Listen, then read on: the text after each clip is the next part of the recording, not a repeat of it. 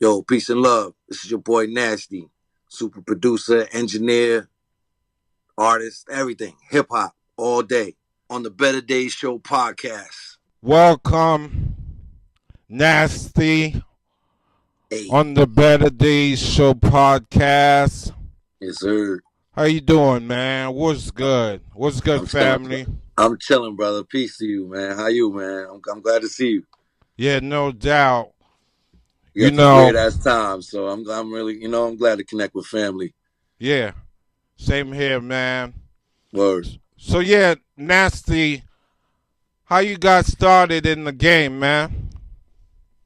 So I started really just with the DJing thing. I just wanted to be part of hip hop, and I couldn't break dance, and I couldn't do graffiti. And I was like, yo, I have to be a part of this. How? And then I saw Jam Master Jay like 1985 on TV or something.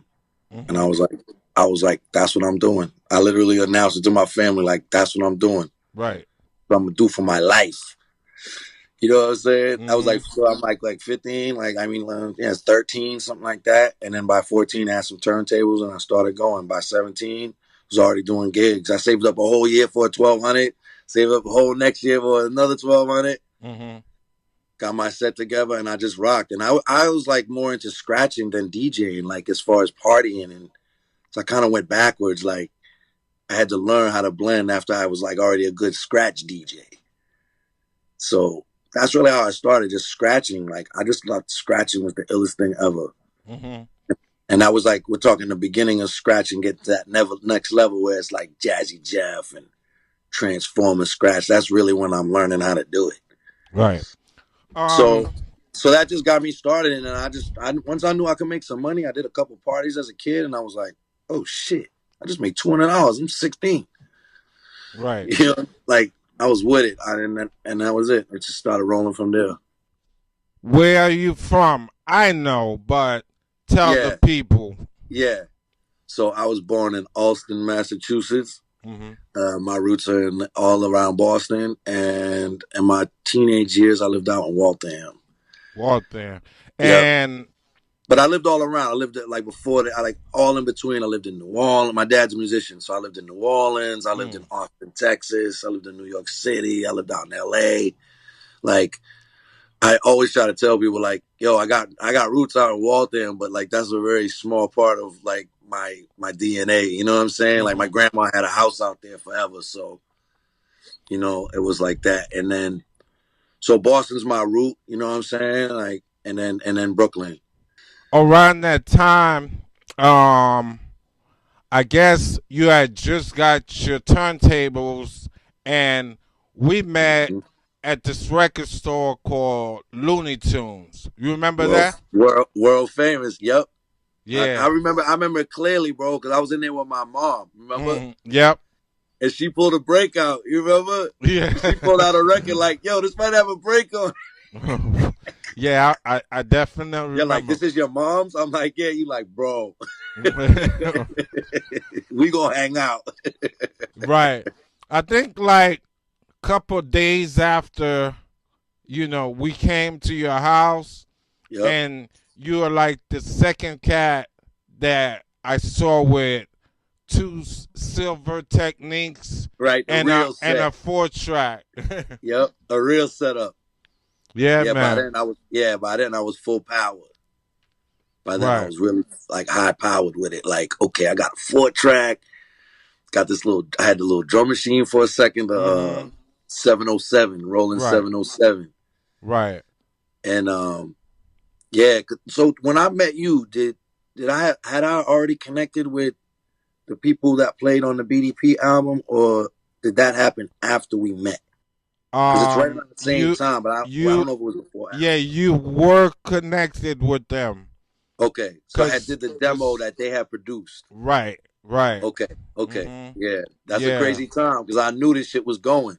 Yeah, cuz we You were know, like some dude connected with uh BDP and living in Waltham, as yeah. kids, we were like, all Yo, right, how does this man. Yeah, happen? Even right. me, I'm like, how does this happen? I graduated school Hmm. and I moved to, and then I made an audition that they picked me for a DJ for this group called Unity 2. They were signed to Reprise Warner Brothers. Mm-hmm. First, one of the first hip hop bands, like actual bands. And I was the DJ, and that was it. I moved. I graduated, and a month later, I was living in New York City. I was DJing for them, and a couple of the people that played in that band were playing with KRS One on Ghetto Music and Edutainment. Mm. So that's how I met them. I met them through my big bro Kevin Batchelor is a trumpet player that played on mad reggae shit, but he played on Blueprint Ghetto Music, Mm-hmm. and he was on Edutainment too. And him and his partner Sidney Mills, they came to Boston and produced our demo. Like it's a crazy story. My pops was a bass player in a reggae band, Mm-hmm. and then they brought me in as the DJ. So we would play all around Boston, Massachusetts. We would play out Mm-hmm. in Worcester. Like I was in senior year already playing big gigs. Like remember the Hub Club? Yeah. Mm-hmm. Yeah, so I was already playing. I was kids that was sneaking in from my high school to the Hub Club was coming in and seeing me up on the DJ booth. Like Right. I think I remember hearing um about the band because you guys used to probably perform at Venus de Milo. yep. Um, Mm-hmm. was it was a reggae spot. I don't know if it's a different what was remember the The band? night the Oh, night the night. name? Nah, I don't remember. It The night was escaped right me. next to Venus, or it was a night that they call, but it was all reggae. Yeah, It was all reggae night right there yeah. on Lansdowne. Mm-hmm. Mm-hmm. Yeah. Yeah. So we was all around with that band, and then it turned out the dude that played saxophone in the band Uh-huh. grew up with that dude Kevin Batchelor, who at the time had just finished Edutainment album with KRS. Right. So they came to produce our demo for the band. Right. And then they saw me, my pops, and my mom, seeing that like I'm bred for, like my parents bred me for this, so he just took a real deal, like, yo, you got talent and you got the right attitude to make it. Mm-hmm. So And he was like, once you get that paper, once you get that diploma, that paper, call me. I called him the next day. I got the diploma. I called him the next day. Like, I'm free. Tell me what we doing. right. And what year was that? That's 1990. 90. Yep, 1990. It was like going into the final stretch of like getting ready to graduate school, and Right. I'm playing all these gigs. I'm barely making it to school on, you know what I mean? Like I'm missing half of school because I'm already in my career.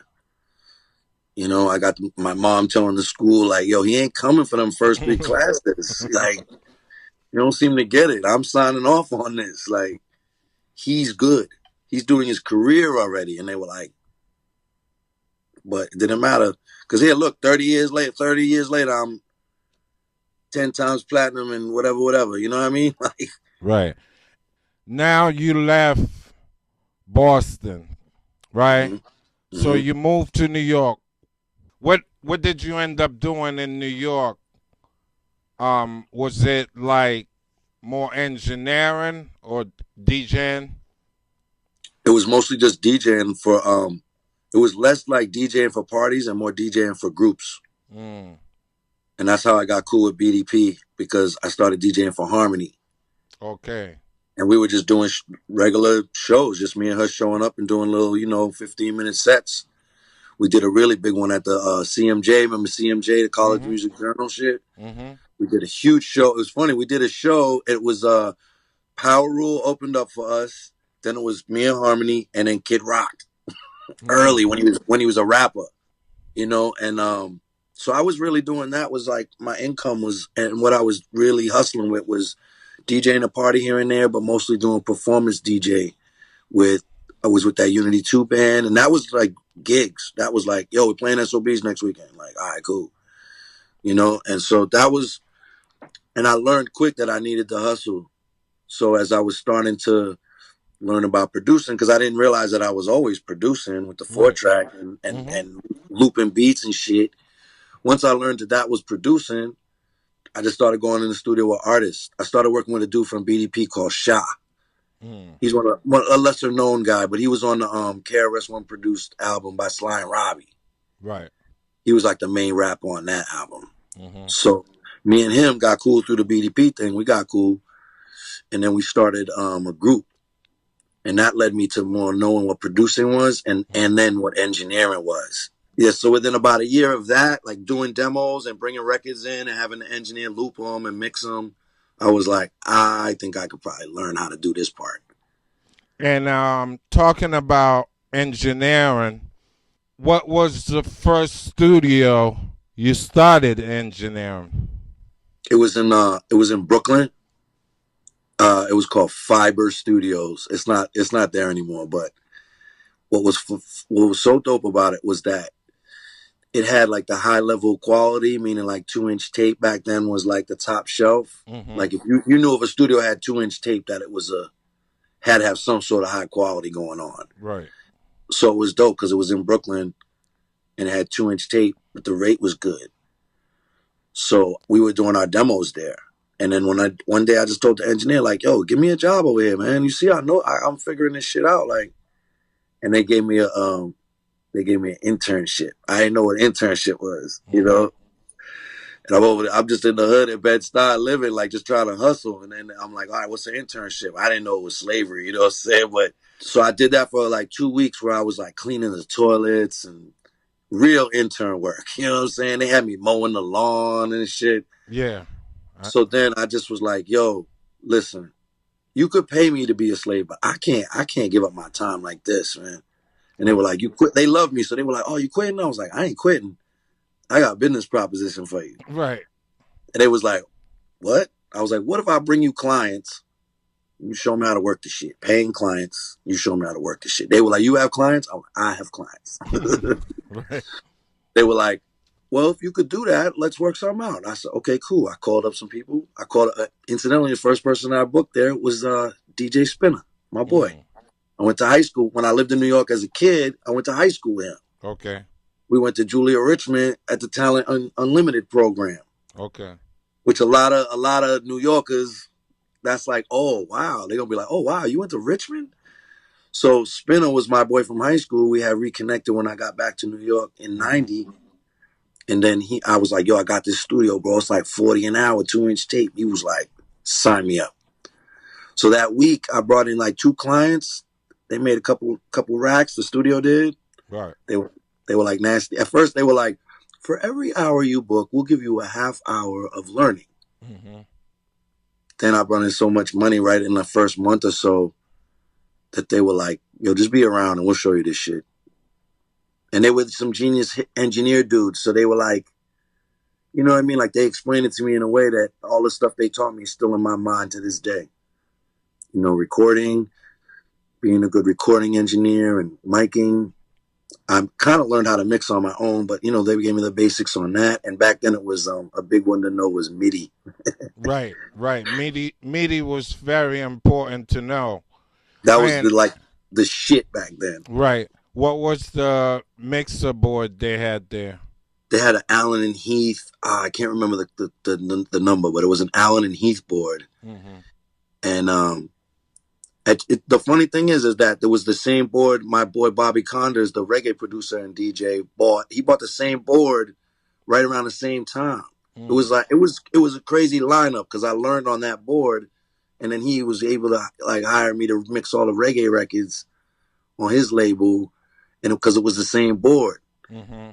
So it was like I'm learning to engineer, and I was right away out the gate getting bread. So I was like, oh, this is more bread than DJing as far as just hustling. Right. Because it started being more and more consistent, and the hours were, you know what it is, bro. Back then, with the analog, a session is 10 hours, like for real. Like you're not doing 6 hours unless you already got the beat on tape, and you know what I'm saying. Like you there to make beats and put them on tape and then voice them. That's a long time. So I was like, oh, this money stacks up quick. Like my first paying gig was I engineered the Lords of Brooklyn Mm. album, and they paid me. The label paid me $15 an hour. Right. to record them, and I was like, I am in the money. Like I barely got out of high school. Like I had there's no fallback. Like this is all I have. So to get $15 an hour to roll a blunt and record these dudes, I was like, Mama, I made it. Yeah, man. You know, and it took off from there because the difference was in them times, early '90s, was that people still looked at hip hop like a joke industry. Like, oh, they ain't even music. So a lot of them engineers, they hadn't made that money. There's no Diddy yet. You know what I mean? There's Mm-hmm. no $1 million for an album. So I was one of the first waves of like, after Paul C and that wave of hip hop engineers, I'm the first wave with like Duro and cats like that. And I know you were working at the cutting room. Yep. That was about maybe 2 years after working out of that place, Fiber. You went straight to cutting room, right? What it was is I was one of my engineer mentors is this guy Ricky Saint Hilaire. Mm-hmm. This dude's a legend. Like at the time he was doing all the Busta Rhymes shit. Uh and he mixed everybody though. He mixed like Whitney Houston, all that shit. So he was someone I looked up to, and we were, I started knowing him through the industry. And one day I just was like, because I was broke, I was like, yo, man, I need a fucking gig, bro. And he was like, you know what you're gonna do? You're gonna go to this new studio called the Cutting Room. Mm. I was like, I am? Like, Right. what studio's that? You know what I mean? And he was like, no, it's a new studio. It's about to blow up, and you're the perfect fit. So you're gonna go over there. And I was like, well, can you at least call them and give me the super duper big engineer intro? And Right. he was like, got you. So I went over there and they hired me on the spot. Mm. And they hired me. They said, before we hire as an engineer, we need you to be, this is a bigger level than that studio you'll come from. So you need to assist. So they had me assist. I was the worst assistant ever created in engineering. I was a great personable, like everyone loved me. That's why I probably lasted. But I just wasn't built for that part. That's the part of me that knows I'm not really an engineer. I'm more of a producer and creative and then eventually artist that knows how to engineer really good. Mm-hmm. Because I saw engineers and was like, oh, these dudes are engineers. Like, get excited about new gear. And like in this day and age, they get excited about new plugins. I'm just like, how does it work? Quick, I just want to make my shit hard and keep it moving. Like, Mm-hmm. that's what I knew. I was more of that. But because hip hop was like this new thing, and as far as those big budgets, mid 90s, because that's what we're talking about with the Cutting was like 95. And so because I was who I am from the hood, just being like, yeah, I'm just a hip hop dude that know how to engineer. Mm-hmm. Because I was producing too. Like by that time, I had produced some stuff for Atlantic Records, this group called Hard to Obtain. I think you remember that, right? Those dudes with SD50, Mm. Dante Ross and Geeby and all them. Okay. Like I was in the mix, like doing cuts for people on records. I did a lot of cuts on Curious George album. I did some cuts. That was Curious George, the album that was on Columbia. Yeah, Okay. yep, yep. I did some cuts on there because SD50 was involved in the production. Mm-hmm. So by the time I got to the Cutting Room, I had produced some stuff. I had engineered stuff. Like I had a really sick resume because it was like, wow, you already produced stuff for, 'cause I'm like, let's see, if 95, I'm like, what, 22, 23? Mm-hmm. So what happened was they had me as the assistant, and they was realizing that like, all right, we need to give him a chance at engineering because he's not the best assistant, but we love him. Right. Like, cause I made the client so feel comfortable and like they were with their homies, Mm-hmm. cause they turned to me like, yo, you got a backwood? Yup. That's before it all. Like that's the only place that was like that was D&D at the time. You know what I mean? Right. And that was a certain sound. Not everybody wanted that underground, D&D had that, bass heavy. Not everybody wanted that though. They was looking for other spots, but they would go to D&D because of the vibe. Yeah. You could get fucking Phillies out the vending machine back then in Mm-hmm. D&D. So for me to be this dude in like a more high end, very clean looking, it's not an underground studio. They were working with like, Bruce Hornsby during the day, and then what happened was Loud Records and Mobb Deep and all these cats were doing sessions, and I was the assistant. And then they decided to throw me on some of those sessions as the engineer because they were like, you know what? I know he knows how to engineer. We're just worried about if something go wrong, is he gonna know what to do? Like, cause he's still just young and he's still a knucklehead, but he's smart. Like that's how they looked at me, the management. So they threw me on some Mobb Deep sessions. Mob Havoc and them was like, yeah, we want him again. And the rest is history at that spot because I became the man. By within a year, I was the head engineer, and I was saying what we doing, like as far as the staff. So you started engineering, Mobb Deep, and how did Dead Prez came into play? It Now was you at the studio. Tell us about that. yeah. So it was like Loud Records because Mob like Havoc like rocked with me that much. Mm, Loud Records started knowing about me in the studio, okay. and so it started to become a go-to place for Loud Records to get shit done. Mm-hmm.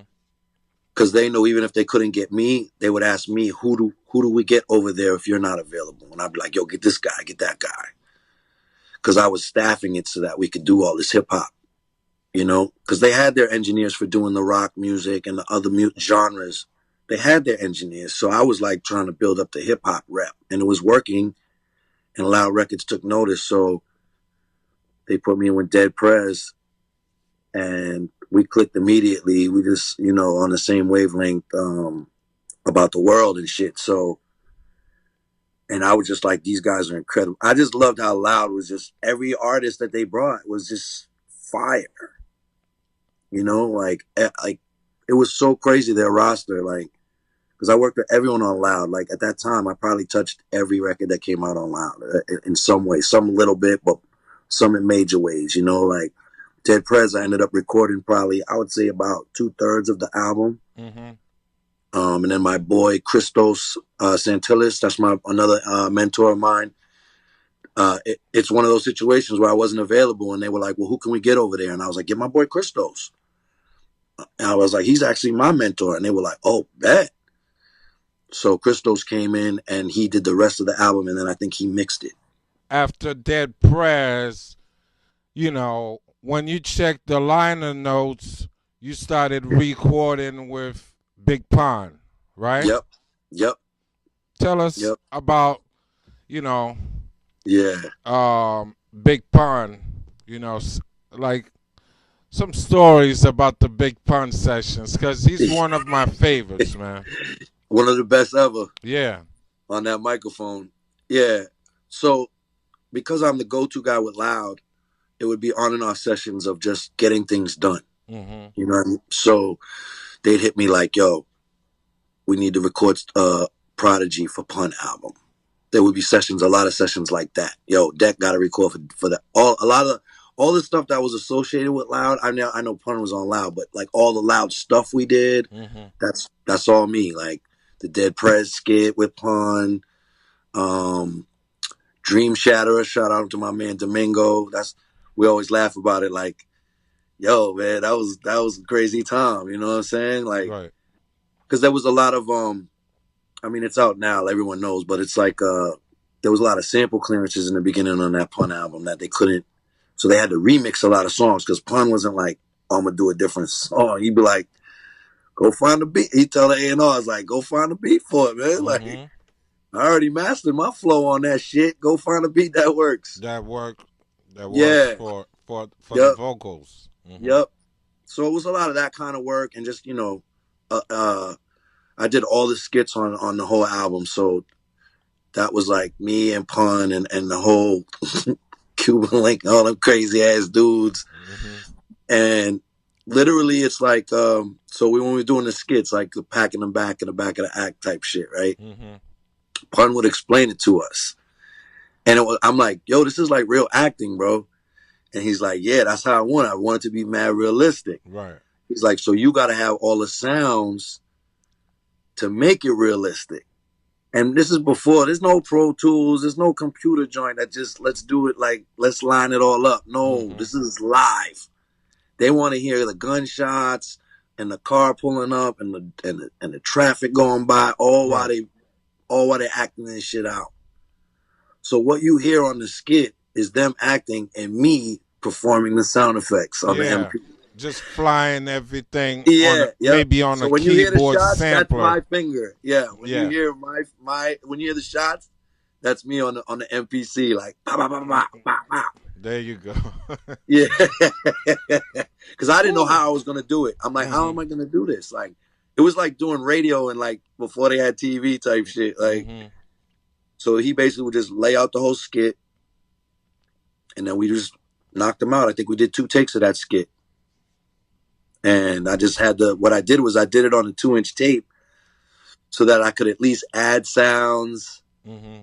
I multi-tracked it at the MP, and I'm going through all the sounds. Like, yo, how's this for the gunshot? How's this for the car pulling up? How's this for the door slam? Mm-hmm. So it's hours and hours and hours of working Yeah. on these things. You know, I mean, if it was nowadays, I probably would have got production credit. Yeah. Yeah, but the beautiful thing was I wasn't expecting nothing. It was just a gig, and then when the album came out, they brought me a copy. Loud Records brought me a copy. My boy Scott Free and Matty C, they And brought me a Maddie C. copy. Yeah, they brought me a cassette, and they were like, "Open it up, bro," because they were like really happy to have gave me the credits because I really helped them out to get that album finished, the Capital Punishment. Yeah. Great, great, great album, man. Oh, amazing! Forever, forever classic. So top level, like greatest of all time type music, you know? I saw my name and I was like, yo, for real? And they were like, yo, you our guy, bro. Like, from here on out, you'll see your name on every record. Did you engineer the song Fair Warning? Oh, nah. I did some work on it a little bit, like, Mm. because, there'd be days where maybe the A&R guy is like, yo, put this song up. Mm-hmm. I need to listen to the hi-hats. Or, Okay. so it was like those type of sessions. But the major work I worked on was, did Dream Shatterer. Mm-hmm. I did the Tres Leches joint, Okay. which is crazy because Prodigy laid his shit. And I don't know if somebody called Pun or if he was psychic, but he literally called the studio. Prodigy had dropped the verse like 5 seconds ago, and he's like, "Nasty, is it crazy?" I'm like, "Bro, this dude destroyed this beat." Like, because I mean, Wow. Prodigy at the time was literally the god. You know what I Oh mean? Like, yeah. he was literally like everyone was looking at him as the GOAT. Yeah, And that's why man. I fucked with that with Pun too, because as a hip hop cat, I fucked with his album, like who he chose to put on his album with him. Like, he had Black Thought on there early. Mm-hmm. Like I remember him playing me the album and me being like, got Black Thought? Like, okay. He had Nori on some dumb out shit. Like, he really knew how to pick a beat and pick who should be on it. Like, I Mm-hmm. really gave him a lot of, like, he did a lot of the A&R of his own album. Mm-hmm. You know, I actually got to play a beat, not for him, but for somebody else, and he heard it because we were about to start his session. I think I was playing a beat for the client right before his session started, and he came in and said, "What was that? It was magnificent." And I was like, "Yo, I'll play for you right now." And then a million things happened at once, and I never got a chance to ever play him a beat after that. Wow. May both of them, Prodigy, Big Pun, may they The rest in peace. You facts, know, like I always say, may they rest in power. You yes, know, yeah. Nasty. You have this project, Nasty Loves You. It's like beat kit that you do, and then you have animation videos and all that stuff. So basically, in this new age, sample packs is like the rage, right? Mm-hmm. And some of them are amazing.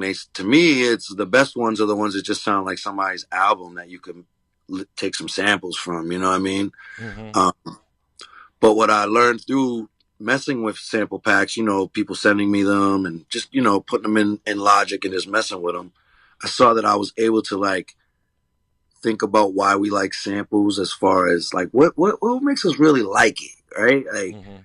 what makes that loop coming around exciting. And so I started to like take the sample packs and take the stems and mix them like I hear an Isaac Hayes record mixed or like whatever I thought the sample pack kind of sounded like. Mm-hmm. And then that led me to be like, damn, maybe I could start like I'm not a musician, but maybe I could like make some of these packs. Like I know enough about music to play some melodies and shit. Like Right. and you know what it is nowadays. It's not like you gotta, the chops is more of can you come up with the shit and put it in the program because you can always tweak it in there. Right. So it's not so much about like I'm learning to be a better musician through it, but it's more about like, oh shit, it's not so much what I'm playing as it is how it sounds. So basically, I'm making sample packs for this dope ass website called the Drum Broker, Mm-hmm. drumbroker.com. Simple is where you can get them. The first 3 volumes is called Spaceship Stadium. It's based on a sound I've been kind of chasing for a while. That's like kind of what it says, Spaceship Stadium. It's big, but it's something you can rock a stadium too. Mm-hmm. And basically, it's like the sample packs is like for a beginner, they're just gonna get your pack and put some drums on it and call it their beat, which is cool with me because they Mm-hmm. bought the pack. They bought the pack. You know what I'm saying? Right. And if a big placement comes, it's still mine. It's literally they're buying it and they can license it. So that's pretty much how the sample pack works on my end. And with the most of the packs that are reputable, and honestly, bro, I'm seeing that's kind of like the new mixtape game for producers. For producers. Right. It's like keep coming with them. As long as you got the quality up, hit them in the head as many times as you can. Like I put 2 out within like 6-7 weeks. Mm-hmm. So volume 1 and 2 is up. I'm about to drop volume 3. Like I'm literally waiting on the artwork and I'm sending it over type shit. And then with the animation stuff, I've had to tone it down because this website changed.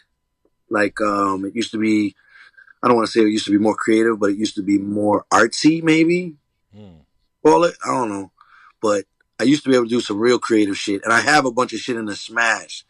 But more lately, I've been doing just simple one image animated for my YouTube page, which Mm-hmm. is all my socials is NasteeLuvzYou. It's NasteeLuvzYou. That's all my socials: YouTube, Instagram, Facebook, and and I'm also selling beats on BeatStars.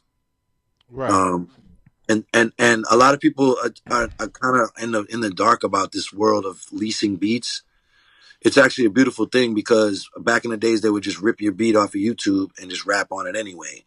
So now at this point, all those dudes that want to rap, they come in to buy your beat and not even buy your beat; they're just leasing it. So I might put a beat up and sell 20 copies of it. Because these cats want to be able to put their beat up and not get it taken down by SoundCloud or because if I do a search and find people with my beat, I could say take it down if they didn't pay for it, the lease at least. Yeah. So if anyone takes it's just like the sample pack. If anyone goes and gets a huge placement, I still own that either the beat or the sample. Mm-hmm. So we still have to have some sort of conversation if you get a placement or if it becomes a hit. You know what I mean? It's like one thing about the business now, which I like, Mm-hmm. is that you're more in control of your own destiny with making a deal to get some back end or whatever you make, whatever decide a deal you decide to do, like whether some front end money or leases or exclusives. It's way more upfront and forward and transparent more than ever. Whereas the music business, it was like, man, you can get beat so easily. Mm-hmm. Like we've all been beat by people that just took beats and made songs. And I mean, I got like I produced for Jin. Remember Jin, the Yeah. freestyle The dude? rapper. Mm-hmm. I did. Asian rapper Yep. Jen, right? Yep. Um.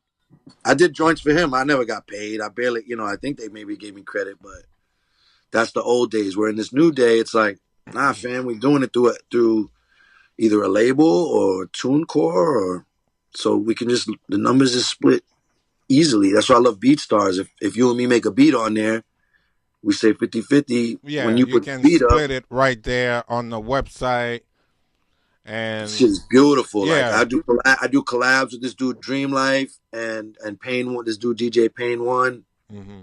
They put the beats up when it sells. My PayPal just gets an alert. It's beautiful. Those type of things, though, is more the future of where this is going, you know. Hmm. And as the music business kind of fell and crashed during this, especially during the COVID, we're kind of seeing the end of the music business as we knew it.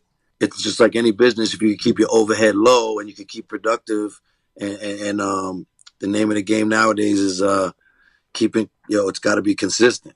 Right. It's like I put up a beat every Friday on my BeatStars page. You know what I That's mean? what's up. And when I talk to like some of the dudes that is doing way bigger numbers than me, DJ Pain One and these guys, Dream Life, they're like, bro, I put up a beat every day. Hmm. And I look at their catalog and I'm like, wow, these dudes got like 300 and 400 beats on their BeatStars page. So for me, it's about quality control, but I'm productive like that. I sit down and make 10 beats in a weekend. So more and more, I'm like, all right, let me just start making, like, getting a little more on some production line. Like, I'm gonna Yeah, have it. Still got it every Friday, but I'm thinking about starting to do it every Monday too. that's what's And up. then on top of that, I'm putting out like my old beats. These dudes was hitting me about doing a cassette overseas Hmm. of my beats from '94 when I lived on St. James Yeah. in Brooklyn. So they're like, "Yo, could we do a beat tape?" So I'm like, "Yeah." And what I'm gonna do is on Thursdays, I'm gonna do a throwback Thursday Throwback Thursdays. and Yeah, release man. those beats and Get release those beats. yeah. Same here with overseas. Cats hit me about early like early '90s stuff, Mm-hmm. and you find those tapes, the dats, you put them together. You like, oh damn, this should still sound hot. Right. Yeah. Yeah, Yeah. Yeah. and Because you get get rid I of played them, some of man. these. Get rid of Yeah, I them. played some of these beats from '94 for my guys in Pro Era and Yeah, Joey and them, and they were like, "What beats are these?" And I was like, "Oh, these are my old shits." And he was like, "They're like, let me hear it though." And I'm right. playing it. And they're like, "Bro, these are crazy." As far as Pro Era and Bad Mind, what is it exactly that you do at at the label? So it's kind of falling back because of the COVID, kind of just deaded everything. Mm-hmm.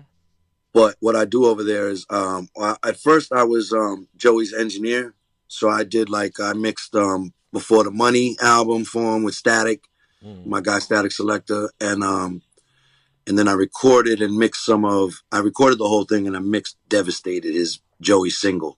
Mm-hmm. So I started as his engineer a couple of years ago, and I was working at his label as an engineer. So I was working with all the pros.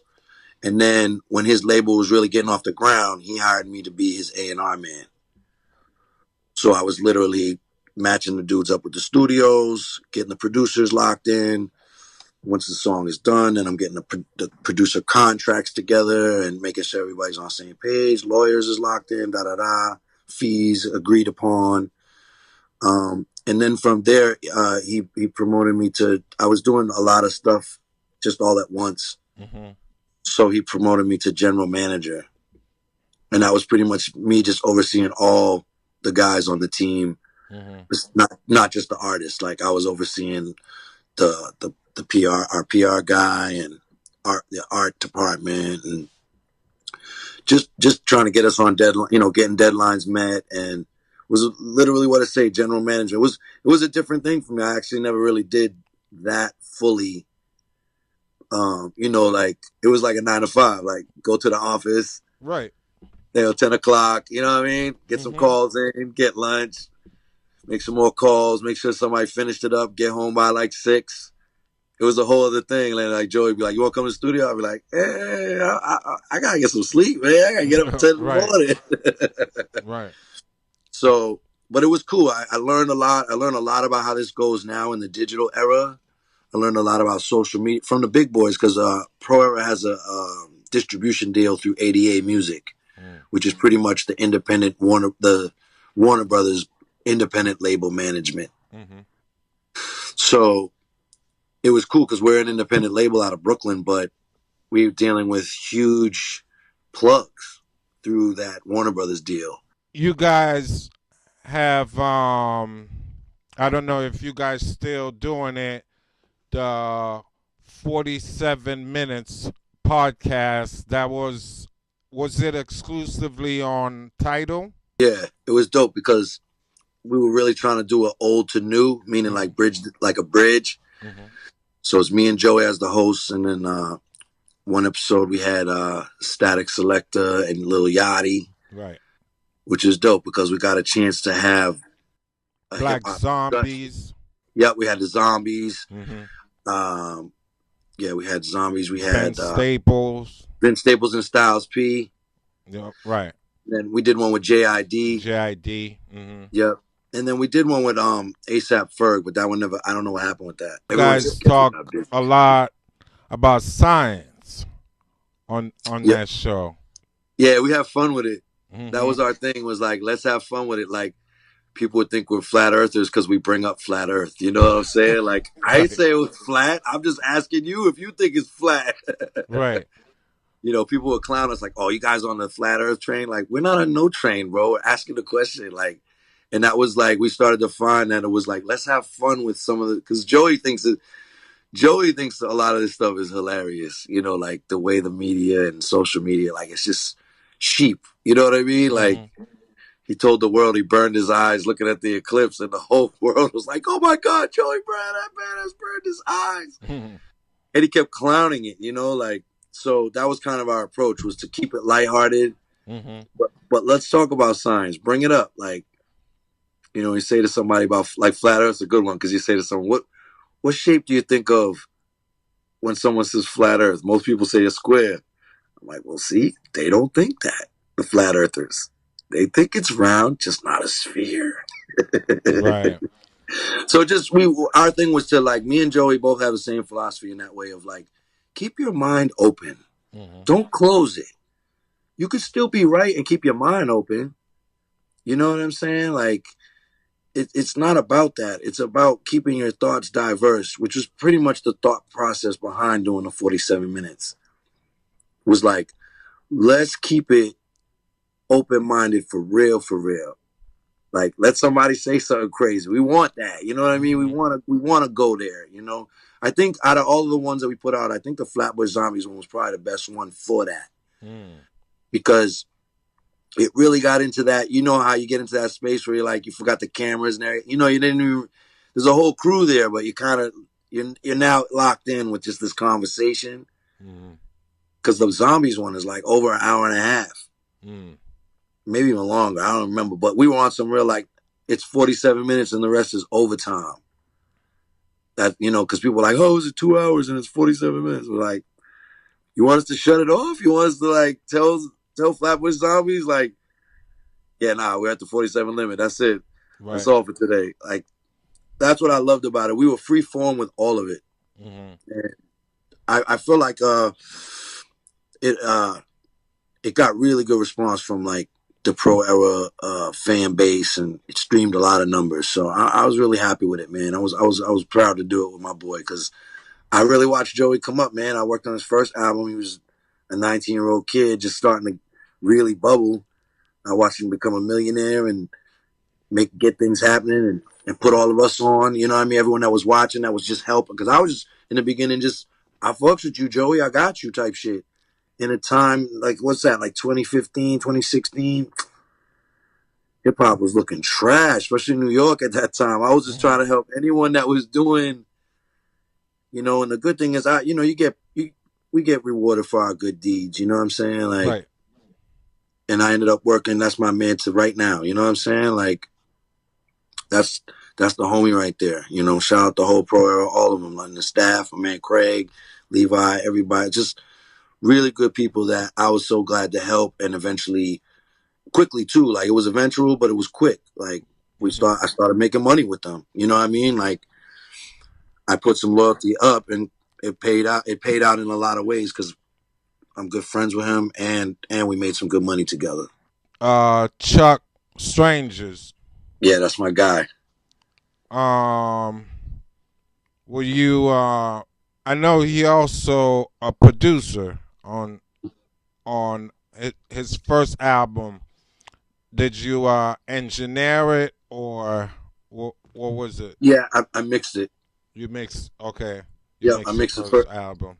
Yep, and then I was the A&R for the album that he's been. He just I don't know. It's been a lot of stuff that he's done. Like what I like about Chuck is he just stays making songs. You know what I mean? Mhm.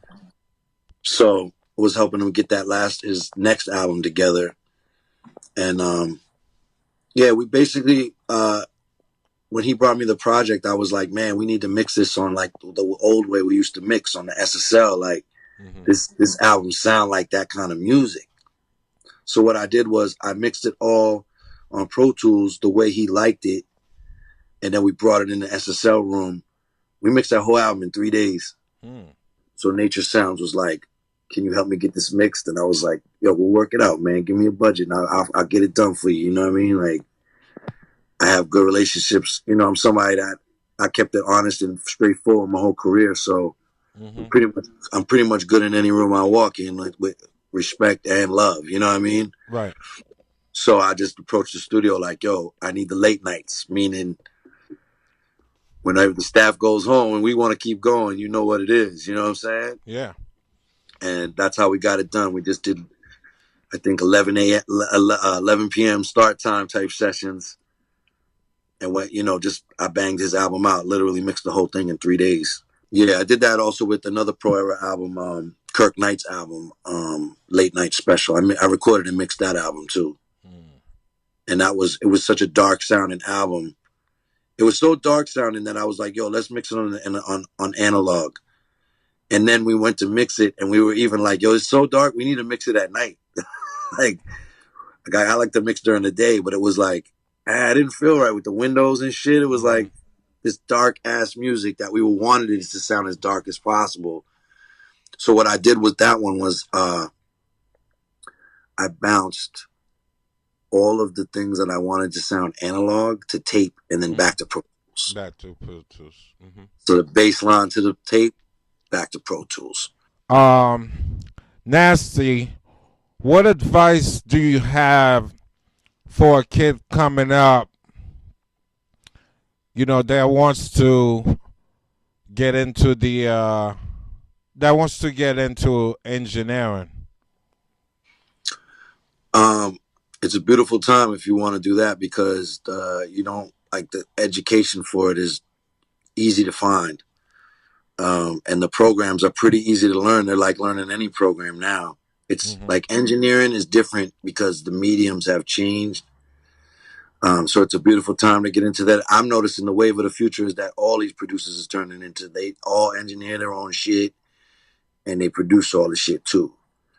Like that's kind of the wave of the future. So I would tell anyone trying to get into it, if you're serious, just get Logic, real talk, Mhm. and just start.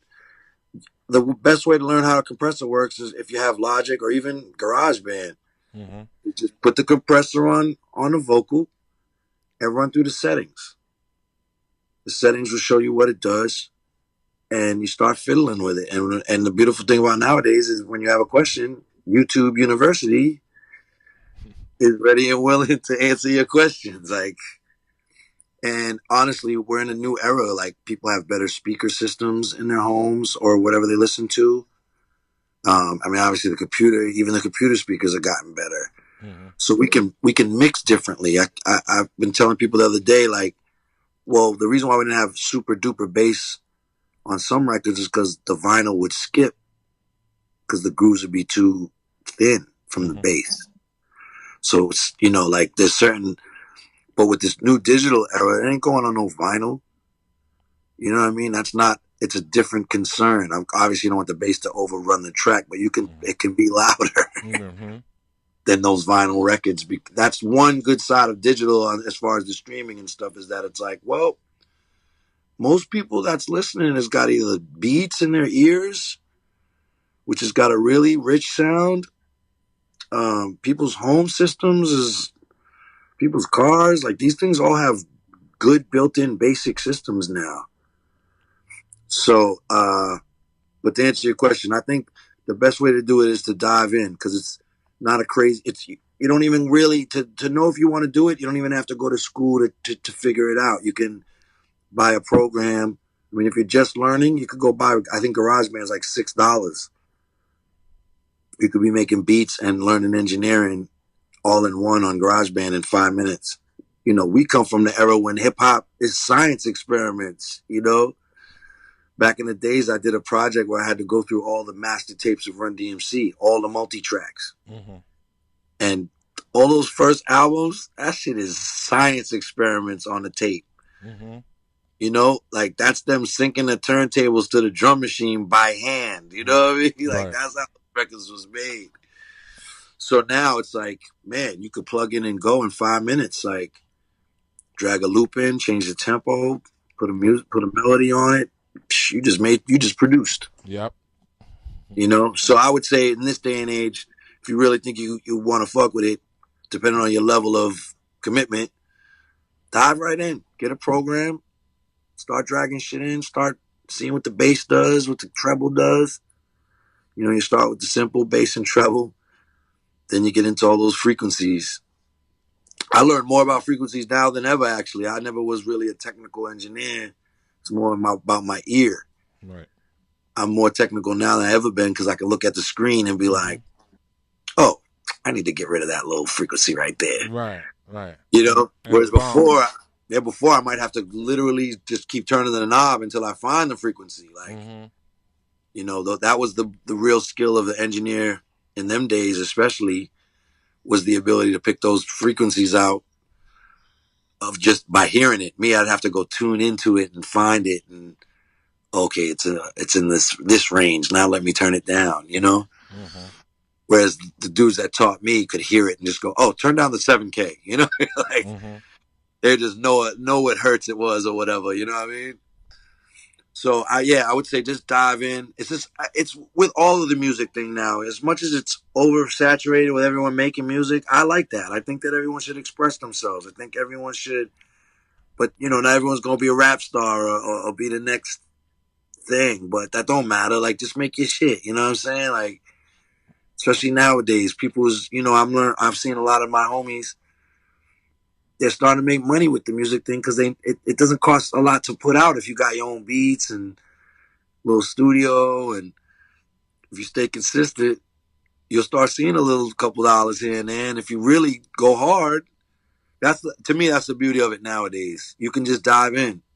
That's what's The up. more you want, the more money you want to put in, the more you'll get it. Nasty, once again, how can the people find you on social media? So it's real easy. I'm the same on all platforms. It's at NasteeLuvzYou, NasteeLuvzYou.